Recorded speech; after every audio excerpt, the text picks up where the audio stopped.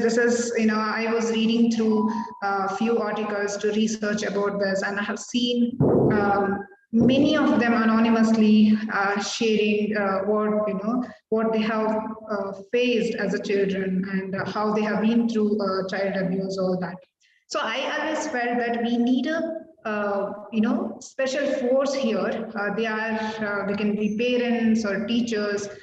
We have to come together, and hence I thought teachers' role in preventing child abuse is really important. So we have organized this talk, and let me introduce Chrissy, a beautiful human being. As an award-winning singer, songwriter with a career in South Africa, Nashville, USA, Chrissy decided to put her songwriting skills into practice by writing the My Body is My Body program. The program was developed in conjunction with various departments of education and departments of human services in the United States of America. Chrissy realized that she could only reach a small portion of children by presenting the live show. So she decided to animate the program so that it could be shared on the internet and distributed to schools, teachers, and parents worldwide. It took 4 years to learn how to animate and set up her studio, and 2017 she released the first animation in English. The videos were so well received that she had several requests to produce them in various languages. To date, the program has been translated into 19 languages, and the animations have been viewed over 1 million times on YouTube in more than 200 countries. So this is not a true reflection as to how many children are watching the videos. As Chrissy sends many videos, videos to many schools, NGOs, and foundations, all the videos to download due to many areas not having suitable internet. So this program is free to everyone. All the translations and language voices have been done by volunteers. There is no funding, and everything that has been achieved has been through the kindness and goodwill of caring people who want to make a difference. Chrissy, thank you so much for everything that you are doing, and welcome to Abhini Show. Happy to have you here. Thank you so much. Okay, Chrissy, let me quickly start with a very important question. I would like to know more about My Body is My Body program. What is it all about?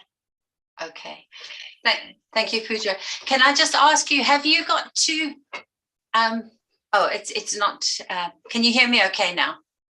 Yes, yes. Okay, good. All right. Okay, so the My Body is My Body program is a child abuse prevention program that initiates the conversation with children.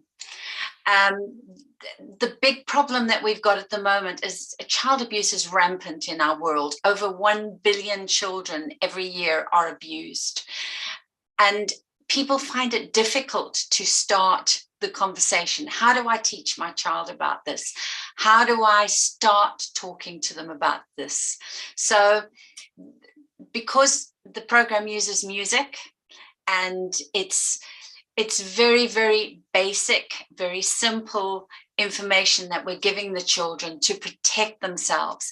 People find it comfortable, teachers find it comfortable to use there's 6 very simple songs which each give a message.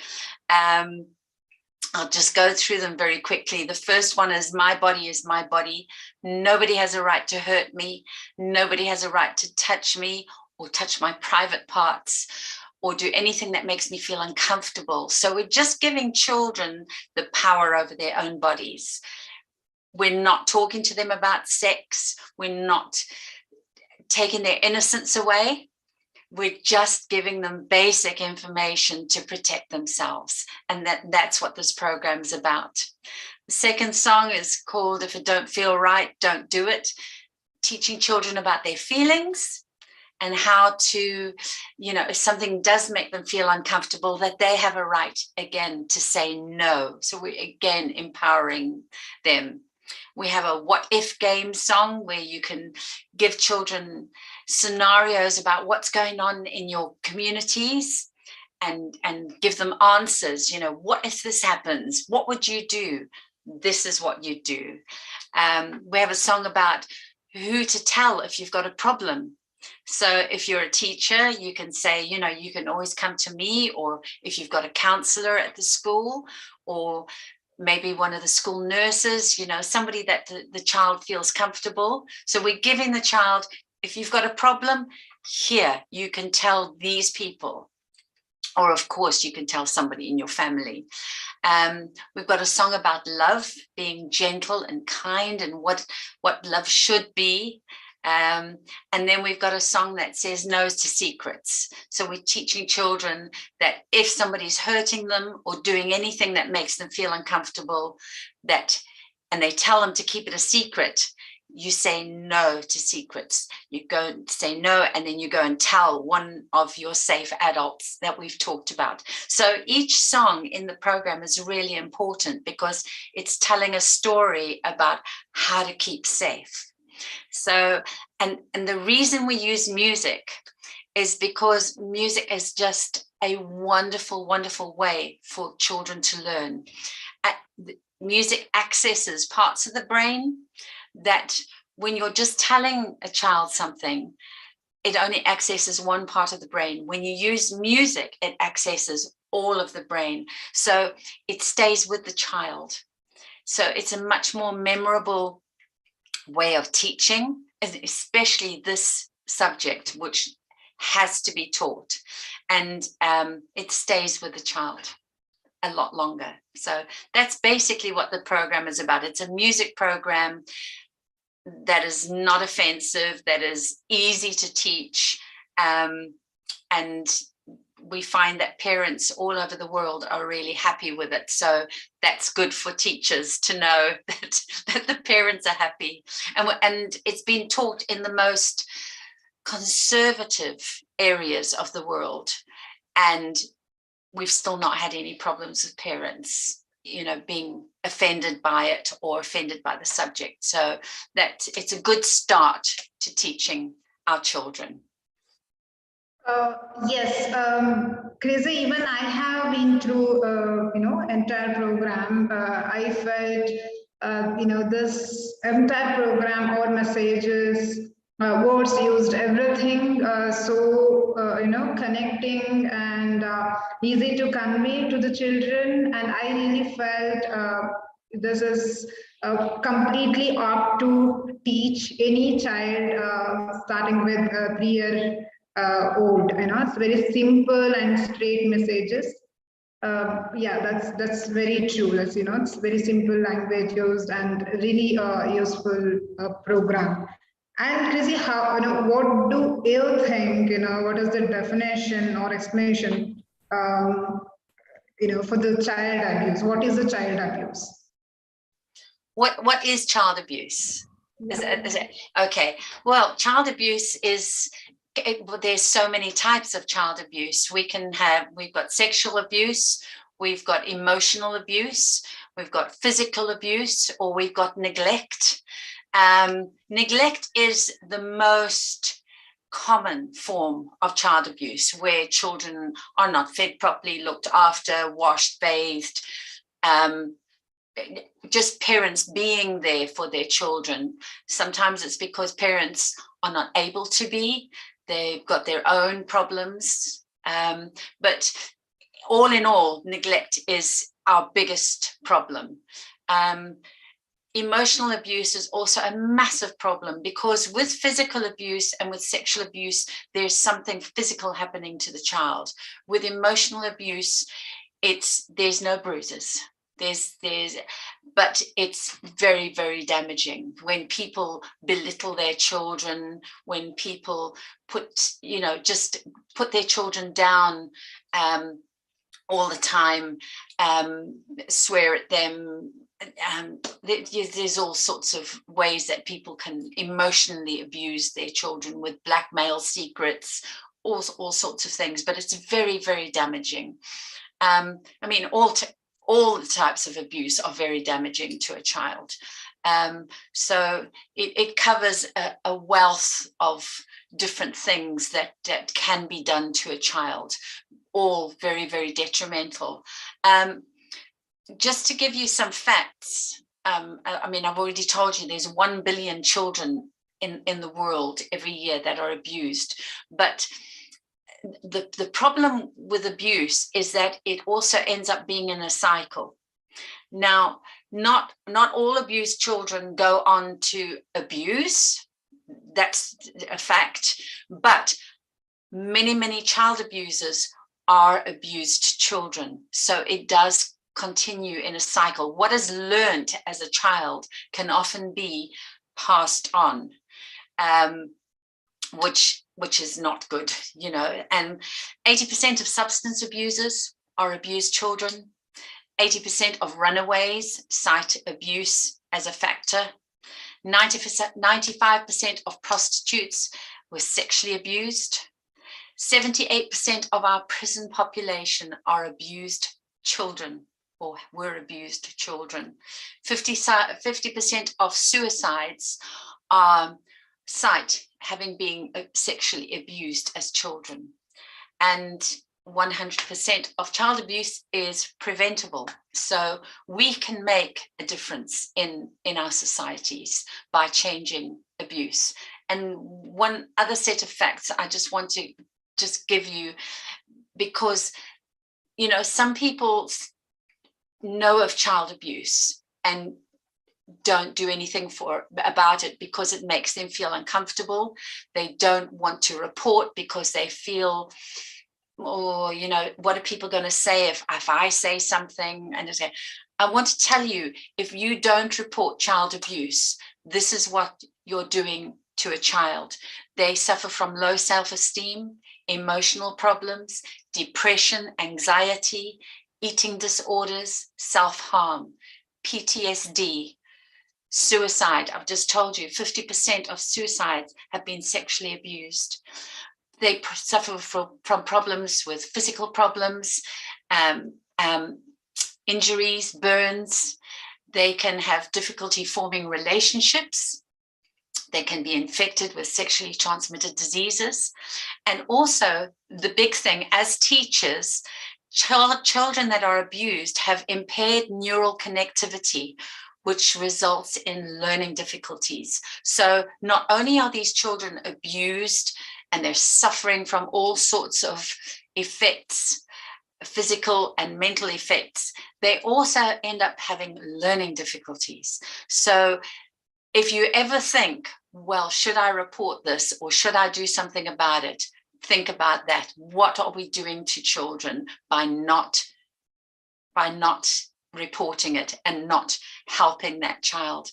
You know, they suffer from lifelong effects. It's not something, oh, they'll grow out of it. They don't. It is lifelong effects. So, you know, it's of utmost importance that we do something about child abuse. Before I go ahead with next question, Muhammad Shakil Ahmad, so you had a question. He raised, Thank you very much, Chrissy, for the insight. You cited wonderful numbers as well, that 50%, 80%, I believe that you have a good knowledge of that. Look, we are living in a society, I'm from Pakistan, and we're living in the society where the parents want more control on the kids, okay? And in order to get that control, they push them not to follow the, to obey them. In order to obey, the child need to suffer a lot of the complexities which you already mentioned in your presentation, okay, that they should have a low self-esteem, low control, all the things, okay? So most of the time when you are not giving much opportunities and control to the child, what will happen that the child, he will not share the things with you. So all kind of the abuses, maybe he go to the school, he roam around the society, and a lot of lot of things. So how you look into this side, because you know, the developing societies, they have this kind of issues. Okay, like in the European societies, the parents, they are more open, they give control to the child. After 18 years you have your own rights. But in developing nations, there is no kind of thing like that.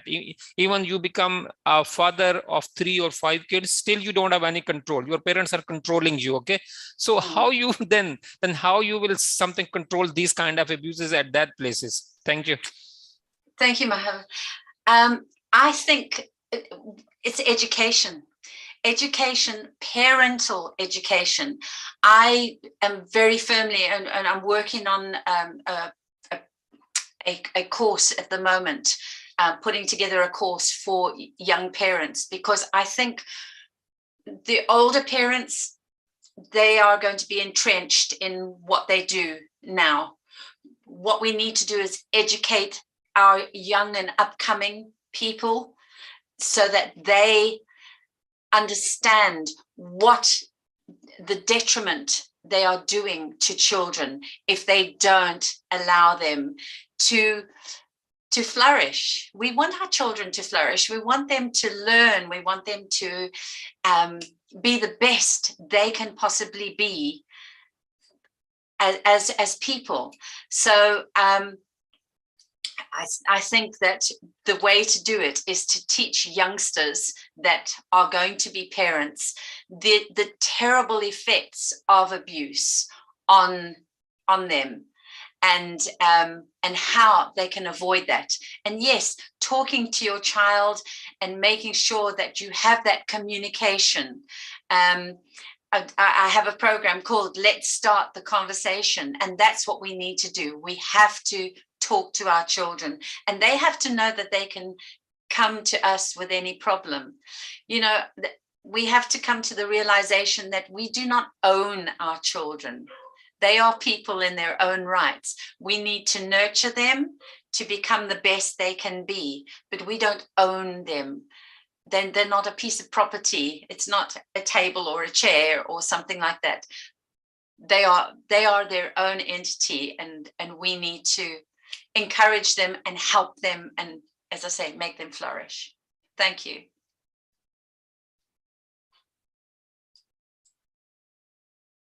Pooja, you're on mute.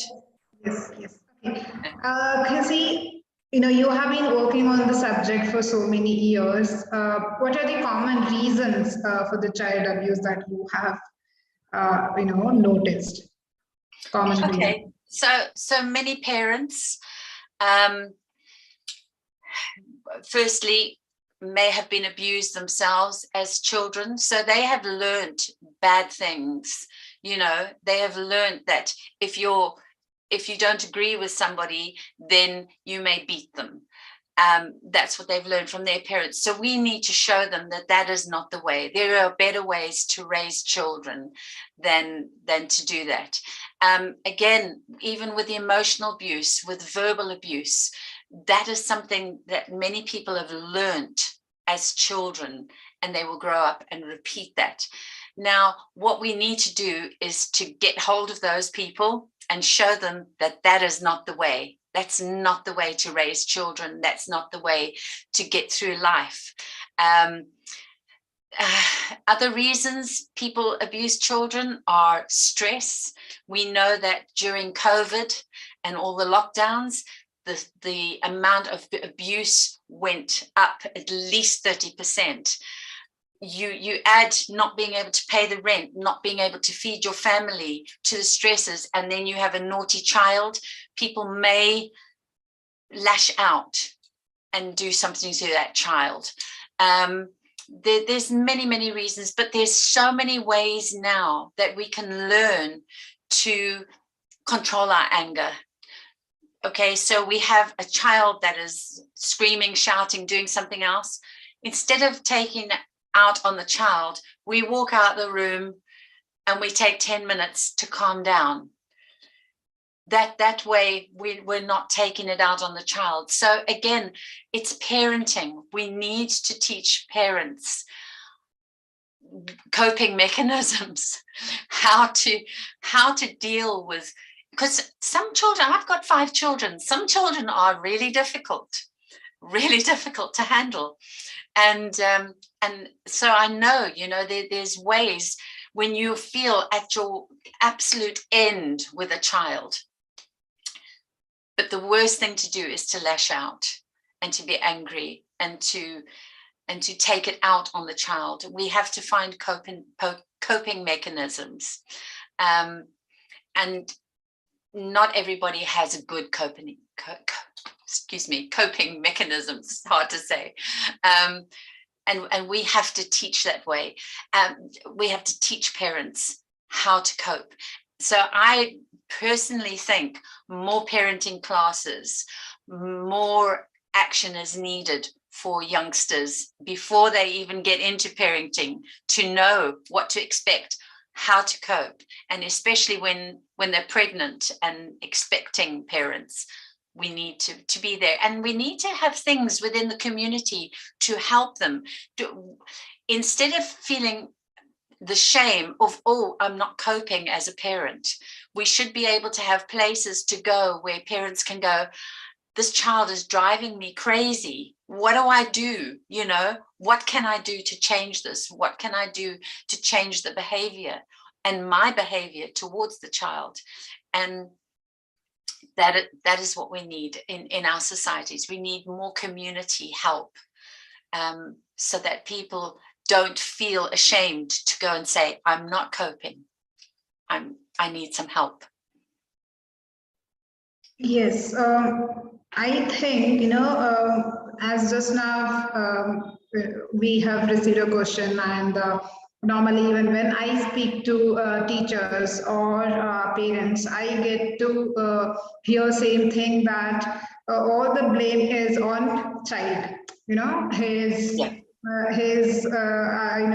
very naughty, and I'm doing this, I'm doing that. All the punishment will be listed, but hardly anyone look into themselves and try to assess that what change I can bring in myself to avoid this, to take care of this. Normally, most of the time, children, even in school or at home, they reflect our behavior. If we are happy, they are happy. If we are angry, they are sad. So this is the situation. I think, as you rightly said, if we look at from this perspective, that how do I convince or train myself to be a better parent, how I can contribute from my end to child to have a better behavior.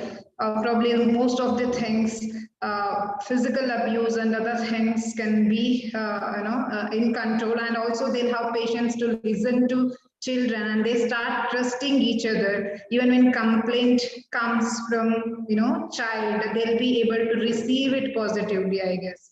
If there is any abuse. Yeah. And the other thing, Pooja, is that children sometimes, sometimes, well, a lot of times it's not the fault of the parent. Sometimes that child is going through something. Yes. And we tend to go, oh, they're just a naughty child. But a lot of time we're not taking the time to find out what is going on with that child. In the classrooms, I know as teachers, you go, oh, that child causes trouble. They're talking all the time. They're bullying other children. They're doing this. But there's a reason that child is doing that. Now, it could be something at home, but it could be a sibling that's bullying them. It might not be the parents. It might be a sibling. It could be somebody in their family. It could be another child at school that's doing something, as I say, bullying, whatever. We need to take the time to find the root cause of what's happening with the children. And sometimes we're all too busy to do that. We just go, that's a naughty child. They always play up. But I often say to teachers, if you take the time to try and find out what is the root cause, your classroom would be so much less disrupted. and you'll be helping that child. Take the time to see if you can find out. And if they won't talk to you, see if they'll draw something, see if they'll write something down, get them to get their emotions out, even with painting, music. There's lots of ways you can draw children's feelings out. And that is the way we need to get to the root. 95% of abuse occurs by either somebody in the family, somebody close to the family, or somebody the child knows. So you're only dealing with a very small amount of people that are abusing children that they don't know. It's all within their trusted circle, or so-called trusted circle, that the abuse occurs. Yes. So now when you mentioned that, we have to talk to students and figure out, if student is naughty or bullying or silent. So, what are the behavioral changes that, we can notice in children as teachers or parents when child is a victim? Okay, so we'll go through some of the signs here. Physical abuse.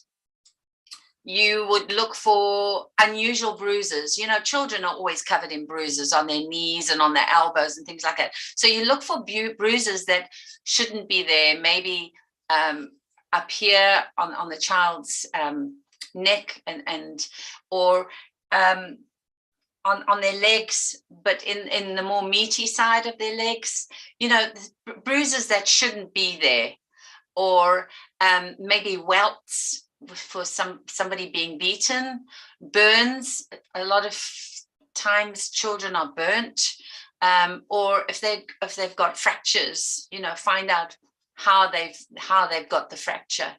Also, bite marks you look for. Also, if the child comes to school with lots of injuries, sort of like all the time, there's something that, as I say, children fall, they hurt themselves, they graze their knees. But if a child is coming to school and they've always got injuries, look into it. The reason you need to look is if a child is wearing inappropriate clothes for the weather. So say it's summer and they've got long sleeve cardigans or jumpers on, if they're trying to cover their body because of bruises. Physical abuse, a lot of times children are hard to get along with, or they retract, they're shy, they don't want to interact with people. They may be, if you see them with their parents, they might be a little bit scared of their parents, or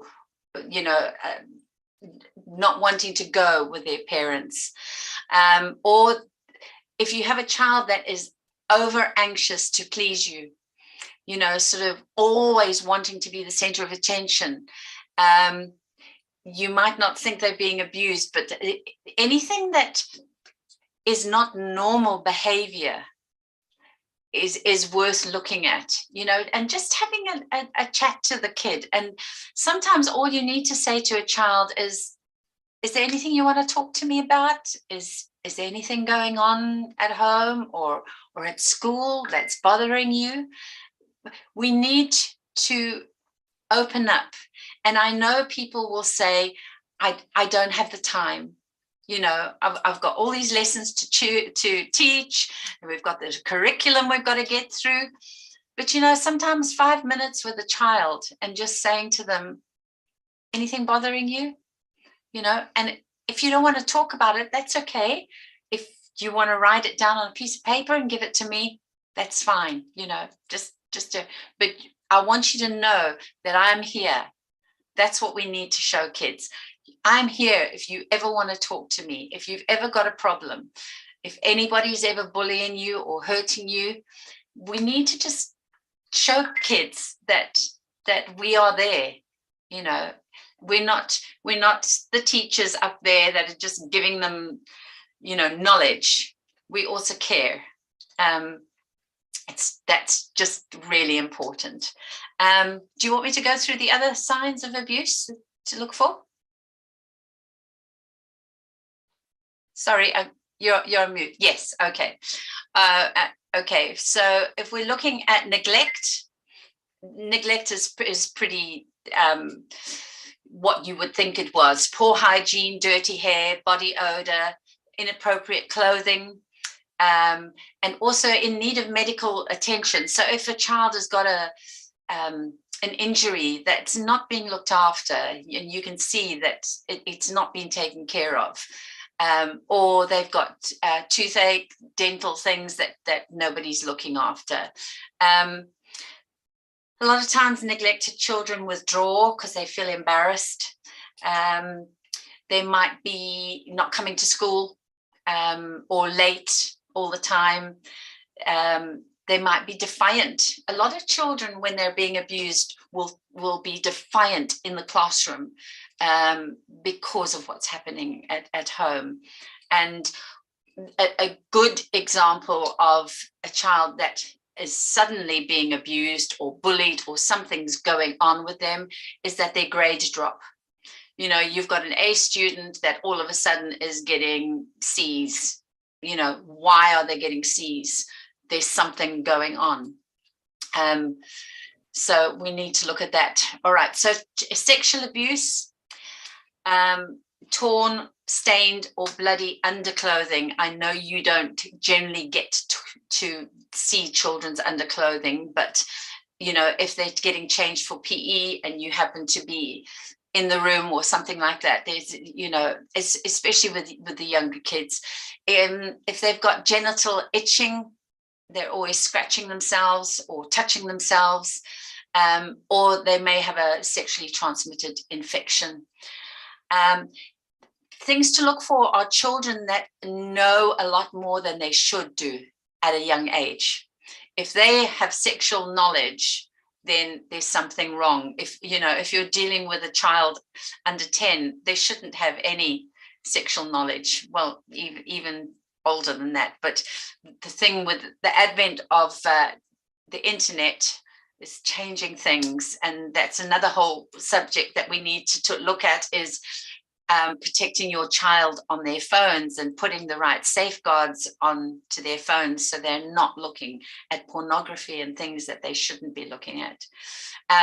Sexually abused children often will be reluctant to be touched in any way. So if you go to touch a child on their shoulder and say, you know, good, well done, or something like that, and they flinch, that could be a physically abused child or a sexually abused child, or sort of, ooh, don't touch me.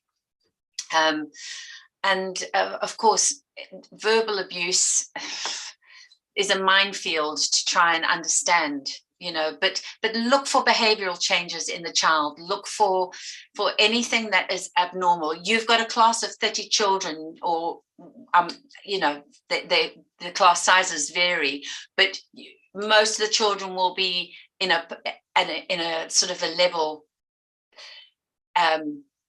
you know, at a certain stage. Your children that have problems will stand out either by retracting from you, being too forward, or being disruptive. They will stand out, and it's those children we need to try and understand and get to and find out what is the root cause of these problems.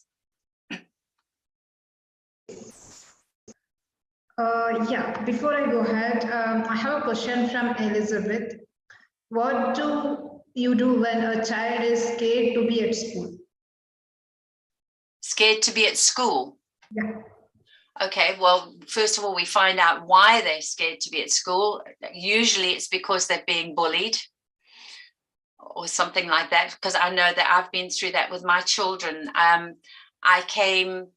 I lived in America for 7 years, and then I came to England. So my children had American accents, and they got extremely bullied at school because they had a different accent. You know, I mean, it doesn't take much for kids to gang up on other kids. And you know, I had lots of problems. I had to call the police into the school one time because they attacked my child outside school. It's really difficult, but we have to, again, find out what is the problem. If the child is being bullied at school, we need to find out the perpetrators and also find out why those children are bullying, because usually the bullies are the ones that are having problems at home or problems with other children or siblings. So again, we need to find the root causes of all these things. And that way we can try and get to the bottom of everything and stop the abuse and help the child come to school. You know, there's several things. I mean, because I deal with children in all different countries. There's sometimes children are scared to go to school because the journey is terrifying for them. They get either attacked or beaten up or something, you know. We're talking about boys get a lot of bullying and beatings and things like that. So we have to find ways we can get children to school safely and home safely, and we just need a safe environment for them to come to school, go home and be safe in the home and in the school. And that way our children will learn. They'll end up being better for society because they will have better grades. They will have learned a lot more at school, and they'll be, you know, we have that massive problem with mental health at the moment. Mental health is so huge all around the world that people are suffering from problems, and so much of it comes from child abuse. We would have such a better world if we got rid of this terrible problem. Yes, I think it's, you know, it is very important to create inclusive and safe environment to all the students. I know, go there and be there, come back happily. I think it's, you know, not only teachers and parents' responsibility. This is also the responsibility of education institutions, leaders who are decision makers. You know, instead of concentrating or focusing only on academics, scores, you know, their grades, if we focus on other, you know, issues like this, probably this makes them to earn better results compared to only concentrating on academics. So always education institutions are in this notion that they think if we pressurize, if we make them score 99%, 100%, you know, we will have a good name and we will get many more students next year. Rather, if they concentrate on overall development of student, our child, you know, mentally making them strong and creating an environment where teachers are safe, students are safe. And you know, here Lolita is asking, what if the student is not ready to speak up?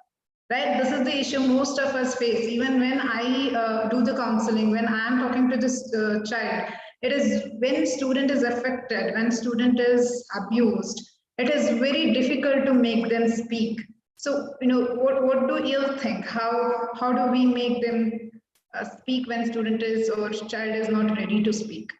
Okay, first of all, don't ever try and force them to speak. That's the most important thing.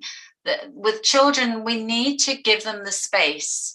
I mean, you know yourself, if as an adult, if you've got a problem that you need to go and speak to somebody about, even at our age, with our experience, we sit and we go, oh, how am I going to tell them this? How am I going to deal with it? What are they going to say? What if they say that? And we go through all these scenarios. Now, can you imagine that you're a child and you've got somebody doing something terrible to you at home? And you think, oh, if I tell, what's going to happen? This, there's all these things going in that child. It's really difficult for a child to share. So what your job to do is to make sure they know they can come to you at any time, that they can tell you whenever they feel comfortable. And I think that's the important thing, is you need to just show them and say, I'm here. Whenever you're ready to talk, I'm here for you and I will help you. You know, it, as I say, give them scenarios. If you want to draw a picture to tell me what's happening to you, if you want to write it down on a piece of paper and give it to me, if you feel that you can't find the words to say, do it like that. Just encourage them, say, it'll be better if we can deal with this problem, you know, and I will help you. I'll be here for you. But if you don't want to talk right now, it's okay. You come to me when you're ready. And I think that way we are showing them that we're being supportive and that we're there for them. And just remind them, you know, if you see them still struggling, say, remember, I told you, you can come to me anytime. And that's what I think kids need. You know, I also hear from a lot of teachers, we don't want to get involved because we're scared of what the parents might do. Maybe you've got a parent that is a prominent person in your community that will cause all sorts of problems. The school, you need to be able to go to your principal, your head of your school, and the schools need to make that stand. And I know that's difficult, but we have to put the children first. We have to go, I don't care who it is. I mean, look at all these famous movie stars that are now getting caught. They all thought that they were too big, too famous, but they're getting caught and they're being put in jail for what they've done, all the sexual abuse they've done to people. Nobody is above the law, and people need to know that no matter who you are, you can't hurt children. You can't sexually abuse them. You know, it's not your right because you are somebody in the community that you can do what you want. I mean, the gentleman that is now in jail, that he was the doctor that looked after all the Olympic children. He molested, I think, something like 350 girls, and nobody wanted to do anything about it because he was the Olympic doctor. You know, surely he wouldn't do something like that. We've got to not be afraid of that. Our kids are more important, and it doesn't matter who it is in the community. The community needs to be strong against child abuse. And that's what it's going to take. The community becoming together and saying, this is not acceptable anymore. And we will all work together to stop this. Yes, absolutely. You know, when I started, talking to the people about child abuse, and in one of my conversations, a girl who is 23-year-old now, she mentioned that till the age of 11, she did not even know that she's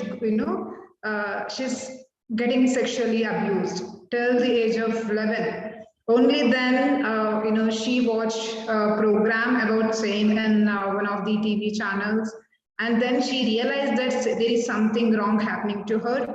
And now, she's working with me on same thing, and we are trying to create more awareness. So my next question is same. What if child doesn't even know that he or she is getting abused? Okay, so that's why we need to start teaching them from a young age. Use something, I'm not saying use my program, but it's there to use if you want to. From the age of 3, children are aware of their bodies.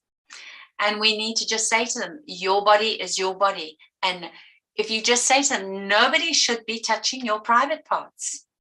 You know, in the program, I say to them, there's only 2 times anybody would ever touch your private parts. One is when you're little, your mommy and daddy will bathe you. But as you grow older, you will learn how to wash your own body. The only other time is if you go to the doctor, if you're sick, sore, or you need medicine on your private parts. Otherwise, nobody should be ever touching your private parts. And that's a simple, just that simple lesson would stop so much, you know. And we say to them, if somebody does touch your private parts, you say no, and you go and tell somebody. And that's it. You get a child that says no, it stops it there. I went into the prison in Nashville because I wanted to talk to people who had been charged with abusing children. And I said to them, what would you do if a child said no? They said, we would go and find another child that didn't say no, because they don't want to get caught. People that abuse children don't want anybody else to know. They want, it's secretive. So they want control of that child. So we need to take that control away. So by educating our children and saying, this is my body, it's my private parts, you can't touch them, we take away that whole thing of sexual abuse. So education. Yes. Yeah, even now at this age, when we travel in public transport, or when we are out on road or in mall, if by mistake, if we get touched inappropriately, we feel so uncomfortable. It doesn't feel good at all. So I always think, what that child goes through, when child is getting sexually abused, or he or she is not even aware of what is happening to their body. Either it is getting beaten, or getting burnt, or getting sexually abused. It is very difficult. Even I feel sometimes that, as you rightly mentioned just now, education and education institutions can play a major role in reducing this, child abuse across the world. And I don't think there is a border to this problem. I always say this: all the problems, they are, they are universal. You don't have borders to problems. We have only borders when it comes to other things, but when you look at the issues, social issues, we have no borders. Only when we come together and we help each other. And now you said that we can use any tool to educate children. So far, I have come across only My Body is My Body, which starting from making kid to understand his or her own body, to teaching good touch, bad touch, to reporting, or seeking help of an adult who is safe adult. So till then, it is almost covered everything, and we need not to spend anything to make this to reach all the children, because this program is completely free. And I can clearly see that there is no any other agenda involved behind this, because you are sharing the videos down to download, and there is no copyright issue, and it is been completely free to use in any platform to create awareness and to teach children. So if we utilize this, and if we try our best to make this to reach schools, and as I was seeing that you keep on posting in LinkedIn from different places, remote areas from different countries, people teaching children and making them sing and enjoy and learn through My Body is My Body program. I request all the teachers here or parents here listening to or watching us on YouTube or Facebook or here. Only request is make sure that you take this to the right target group in the sense children. One or the other ways, even if you have cousin, family member, friends with kids and children. So it is even if you share with one person, that can create a huge difference. We don't know which child is suffering with what. Definitely this would help. And next question, Chrissy. Children spend more time in school compared to in any other place. Even they spend more time with teachers compared to the time that they spend with parents. So, what is the role of teachers in preventing child abuse? Well, the role is really important because outside the home, the teacher is the most important person. And if that child is being abused within the home or within the family circle, the teacher is of utmost importance. So again, please just be aware of the children, be aware of the problems that they're going through. Be aware if they're acting up in any way, and make sure you approach them. You make sure that they know that you're there to help them. And if they don't feel comfortable speaking to you, ask them, is there a teacher that you would feel more comfortable speaking to? Or is there anyone else that you could speak to about this?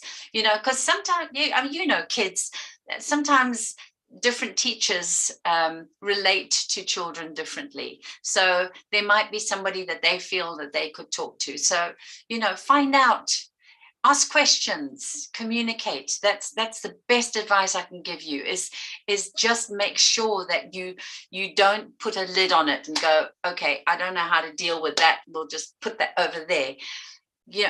Communicate, be open, and make sure that child knows that they've got someone to go to. Yes. Yeah, that's true. I think, children look up to teachers, and if teachers be brave, and I think sometimes it is, essential for teachers to open up, and teachers to create, be example, that you can share your issues, and there is nothing to be ashamed if you are getting abused, that this is not your mistake. This is, a mistake of someone who's doing it. This is, if you are a victim, if you're a victim, it's not your mistake. So speak up should come from teacher as well, because I have seen many teachers, they don't speak for themselves, or they try to portray themselves as perfect, picture perfect in front of kids. So they also try to imitate. I think if teachers start speaking about their problems, in the sense, we know at the level of children we cannot discuss huge difficult problems and all, but we should always give them an example. It is not bad to share if we have any issue, right? So I think if we start doing that, then children think that, okay, if I have some issue, I can, I have freedom to speak, or it is not wrong to speak. So what happens if I am bad in math? I have to agree that I am bad in math. If I'm an English teacher, when I do this, when I'm talking to the students, I tell them that I'm bad in math. If I start, accepting my issues, so they get confidence to accept their issues and reveal it, right? So I think that is also essential, setting an example. And my last question is, what are the measures that are necessary to control child abuse in any country? What are the measures? Okay, Pooja, before I answer that, I just want to say I have the utmost respect for all teachers, because I know your job is one of the most difficult jobs and one of the most important jobs all around the world, because you are raising the next generation of adults, and having this problem as well, I know does make it difficult for you. But let me assure you that is, if you do tackle these problems with child abuse, your life in the classroom will get easier, because you'll hopefully have less disruption from the children if you can find out what's going on. Worldwide, we need to talk more. that is the most important thing. When I say let's start the conversation, we have to get people comfortable talking about abuse, because it is, if we're talking about 50% of all children are abused every year, that means that at least 50% of all adults have been abused, which means we have to start the conversation. Your friends out there will have been at least 50% of them that have gone through some kind of abuse. I know the amount of people that come and tell me as adults that they have been abused are eye-watering, absolutely eye-watering. So, just start the conversation. If we start talking about it and making it that it's not a taboo subject to talk about, we will have made big strides in this subject. Because while we hide it and while we make this subject secret, abuse will just continue to flourish. So we have to stop that and say, right, we accept that this is happening and we will do something about it. As communities, as countries, as parents, as teachers, all of us need to do something about it. And that's the long and short of it. We have to address it. And by addressing it, we can make changes and make a better life for our kids.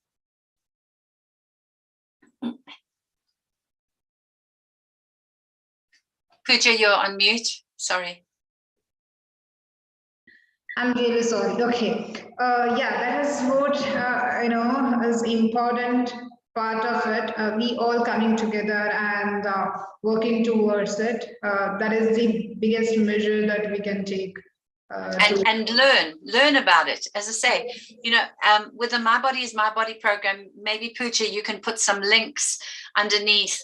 We've got 2 free courses that you can do, learning about child maltreatment, learning how to present the My Body is My Body program if you've got kids or if you're a teacher.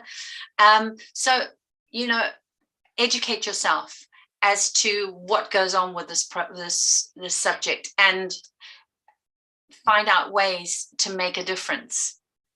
Education is key. Yes. I'm just looking for the links. Okay, before I go ahead, I have a question here from JS. There is no full name. We have the space to report physical and sexual abuse, but how do we deal with emotional and verbal abuse?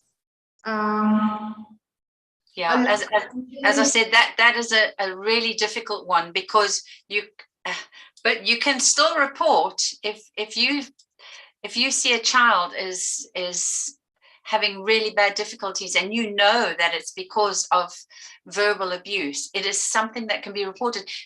Parents that are doing it may be unaware about the detriment they're doing to their children. So we need to make them aware. Do you know that if you do this, maybe it's a good idea for the school. I've got the presentation, which is a community presentation that you can use. You can actually do an evening and say to people, let's show you what abuse does to children, and let's show you why it's important to address this. We need to just make people aware.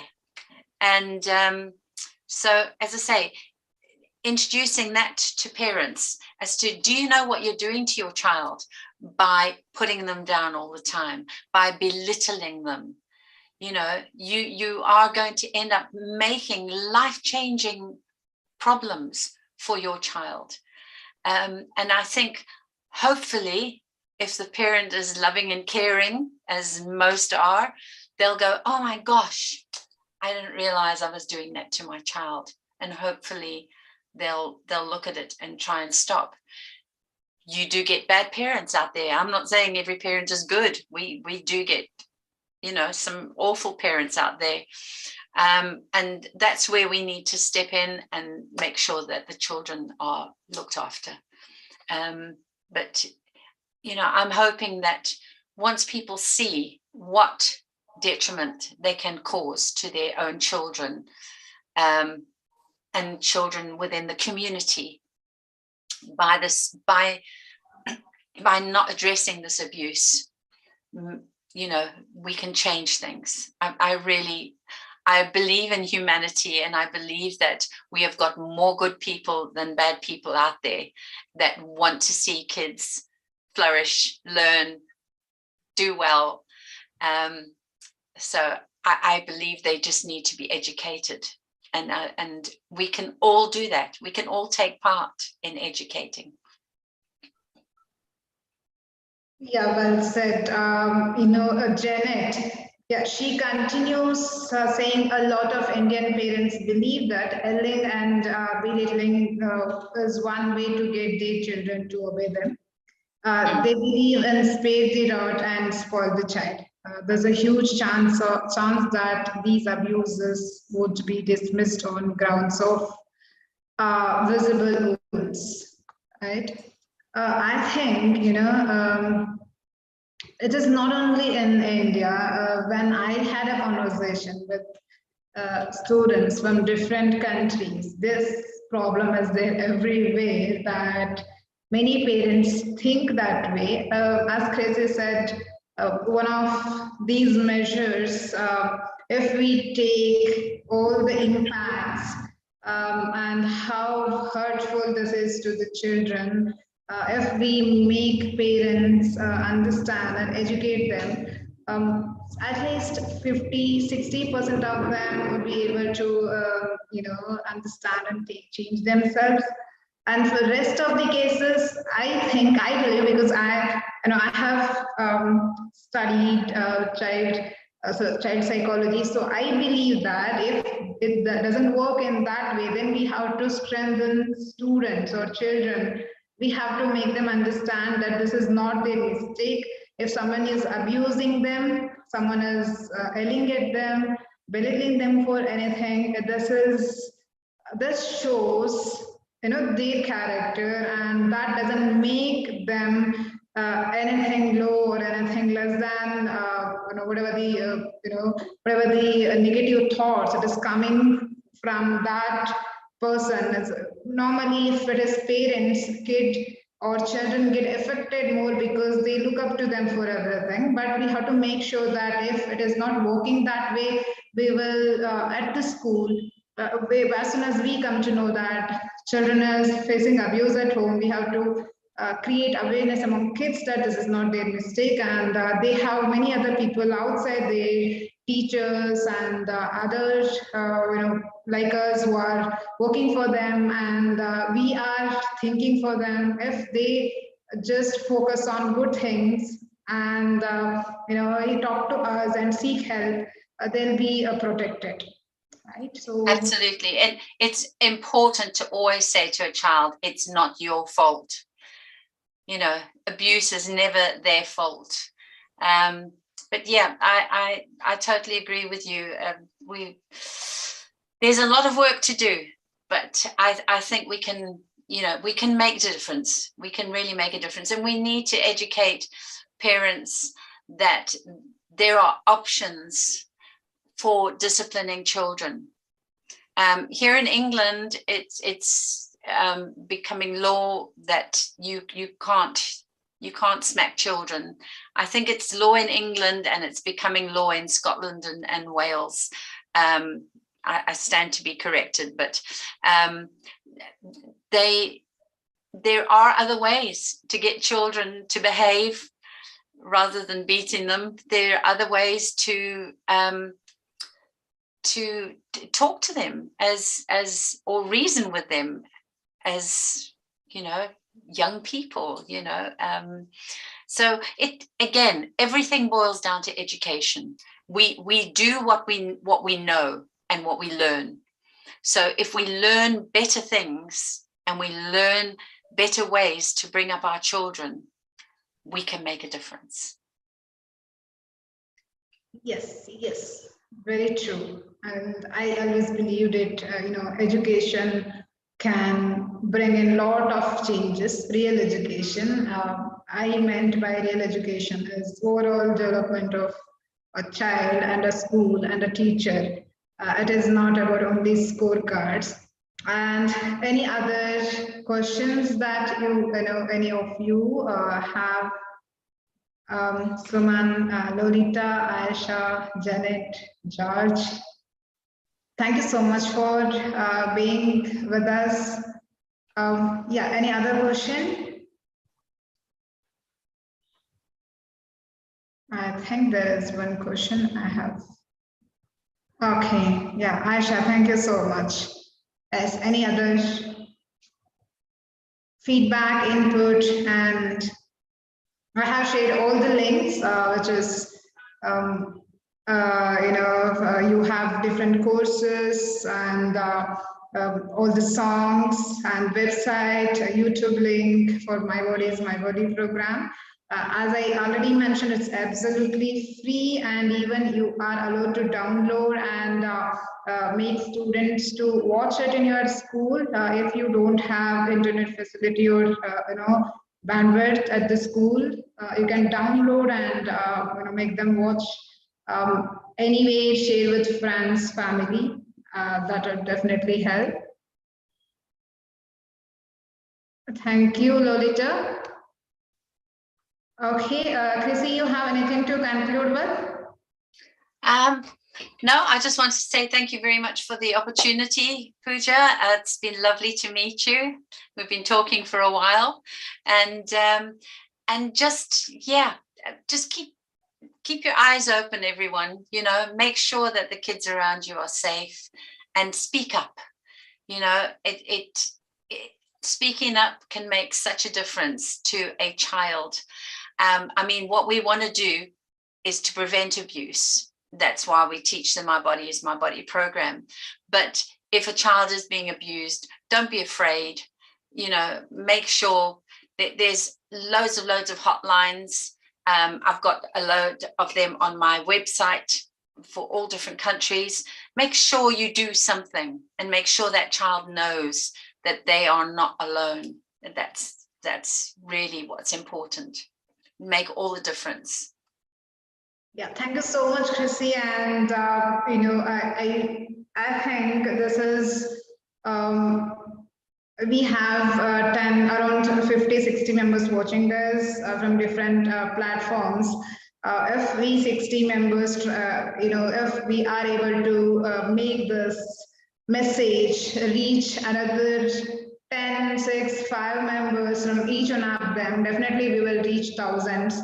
I always say that if we go together, we are more stronger.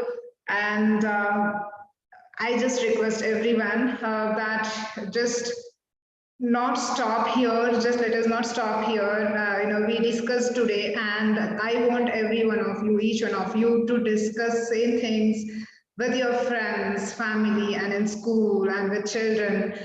Keep on spreading the message and keep going, keep talking. See, I'm just repeating same thing 100 times because I believe that if I keep on repeating 100 times, at least one out of 100 listeners get benefited out of it. That is more than enough, or that is what the purpose is of doing all these things.